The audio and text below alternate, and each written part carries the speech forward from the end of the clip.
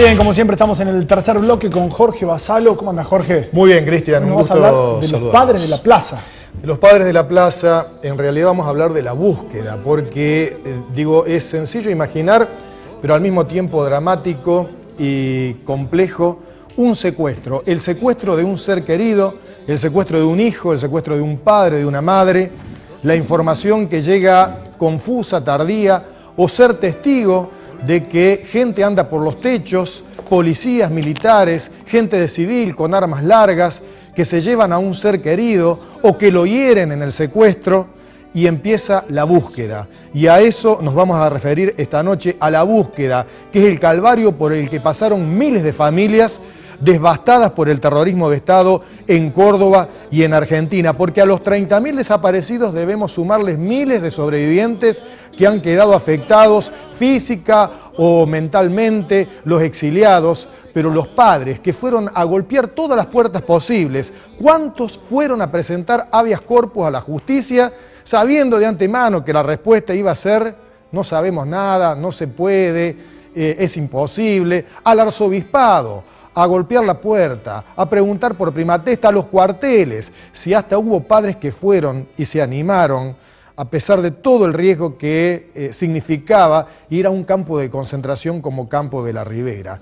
La búsqueda incesante que en algunos casos lleva ya 38 años porque no se han encontrado los restos. Pero ha habido 5 padres, porque conocemos a las madres de Plaza de Mayo, conocemos a los familiares, a las abuelas que buscan los nietos todavía, pero también los padres salieron a buscar. Y hay un ejemplo muy claro que recuerdan los sobrevivientes del Campo de la Ribera, de los 5 viejos. Claro, eran viejos porque la mayoría de los secuestrados tenían entre 20 y 30 años. Esos viejos tenían 40 y pico, 50 años. Eran los padres que habían salido a buscar a sus hijos secuestrados y que fueron castigados por los genocidas y represores por esta osadía de ir a buscar a sus hijos secuestrados. Por eso esta noche vamos a hablar de Pablo Chabrol, de Ricardo Salas, de Juan Borgoño, de Arturo Rufa y de Osvaldo Onetti, los padres de la plaza. Allí vemos algunas imágenes, algunas fotografías de estos padres que se jugaron entero buscando a sus hijos y que, claro, lo pagaron muy caro porque fueron secuestrados, porque fueron torturados y en algunos casos porque para preservar a su familia se tuvieron que exiliar. Esta noche nos acompaña María Cristina Onetti, hija de uno de estos padres, Osvaldo Onetti. María, un gusto recibirte en Zona Política. Bienvenida. El gusto es mío y de mi familia que nos hayan recibido. Bueno, 2 de tus hermanos, Osvaldo y Carlos, fueron secuestrados. Sí. Contanos esta historia de tu familia, por favor. Primero fue mi hermano mayor, Carlos Guillermo, fue detenido por 2 veces, el 71 y en el 74. Desde el 71 que mi padre siempre lo buscó, hizo todo lo posible para saber de dónde estaba. Por un lado, por suerte, mi hermano en el 75 se tuvo que exiliar. ¿Se fue? Se fue. ¿A dónde se fue? A México. Bien, y quedó el otro hermano, Osvaldo. Mi otro hermano Osvaldo. ¿Cuándo lo secuestran a Osvaldo? El 13 de abril del 76.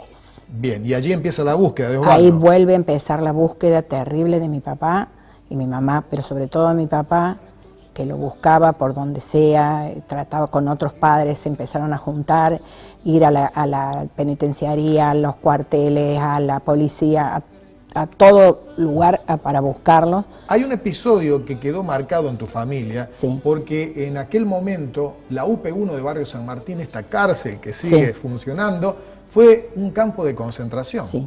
Y entonces para el Día de la Madre, creo que les habían prometido que los iban a dejar ver. Claro, hijos, se ¿no? hizo la gestión a través del arzobispo, en ese momento, Monseñor Primatesta, para que ese día del Día de la Madre dejaran ver a los hijos. Entonces los reunieron a todas madres y esposas en la plazoleta que queda cerca de la cárcel, no sé cómo se llama. Una placita que está ahí cerca. Sí, y ahí los juntaron el día domingo 17 de octubre y ahí le anuncian que no iban a poder ver los hijos porque había habido una fuga. ¿Quién les anuncia? Y lo anuncia el señor, en ese momento era Monseñor Primatesta. Primatesta. O sea que Primatesta estaba al tanto de toda Sí, esa situación. estaba al tanto, sí. ¿Qué deciden hacer tu papá y los otros padres? Y los otros padres, una denuncia a la Organización de Estados Americanos, que iba a venir a Córdoba por todo esto que era la dictadura, y deciden hacer una notificación y la nota no llega nunca y la OEA tampoco. O sea, deciden denunciar Denunciar a Primatesta. Primatesta. ¿Pero lo pueden denunciar? No, no llega la denuncia. ¿Qué pasó? ¿Lo secuestraron antes a tu papá? Y lo secuestran el 19 de octubre, es decir, 2 días después, a las 11 de la noche, en el domicilio donde vivíamos. María, ¿ustedes vinculan esta denuncia que iban a hacer tu papá y otros padres contra Primatesta? Es que no solo la vinculamos, porque cuando mi papá, después de las torturas que recibe, un día lo llama un militar, es decir, sabía que era militar porque estaba vestido de militar, y le pregunta que si la nota, le muestra la nota, que si la nota esa firma era de él. Y él le dice que sí, que no la iba a negar. ¿Para qué hicieron tantas cosas si la firma era de él?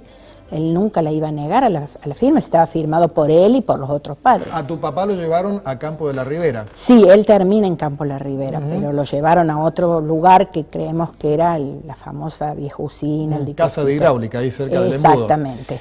¿Cómo lo trataron en Campo de la Ribera y qué les dijeron?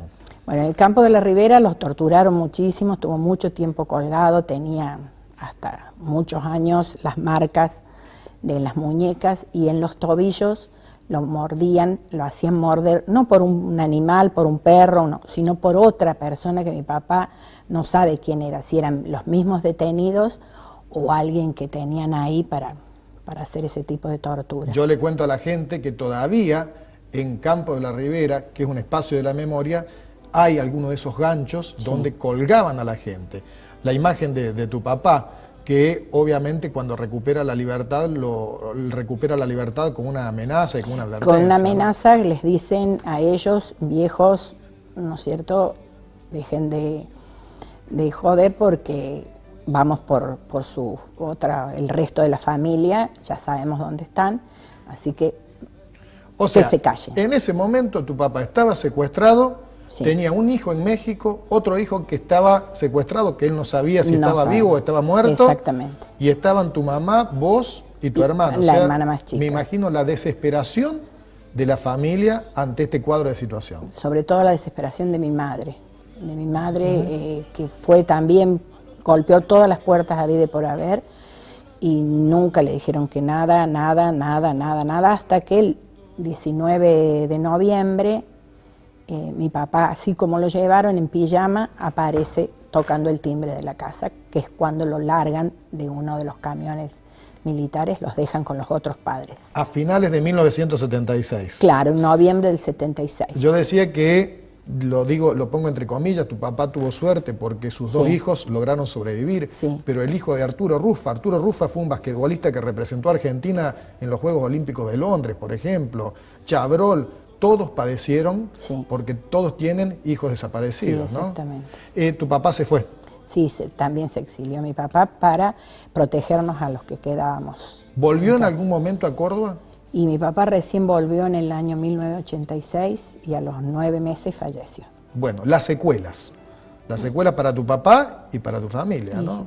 Rompieron la familia, se desarmó una familia entera, no vivimos igual que antes, éramos una familia hermosa y nunca más tuvimos esa familia. Giannicelli, uno de los policías que incluso ocupó un cargo importante durante la época de la gobernación de Mestre, fue uno de los secuestradores. Sí.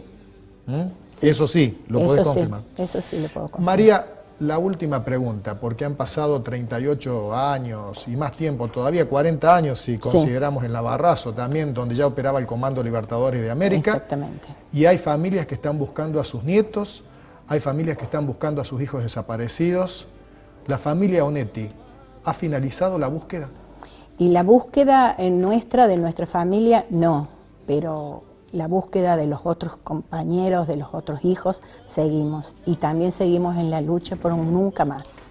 María, muchas gracias por compartir estos minutos con nosotros. Cristian, de eso se trata la búsqueda desesperada de seres queridos que fueron llevados por matones, por patoteros armados la desesperación en carne viva. Esto también fue el terrorismo de Estado para los que quedaron vivos. Muy bien, muchas gracias a Jorge y a María Cristina por visitarnos aquí y contarnos su historia y la de su papá.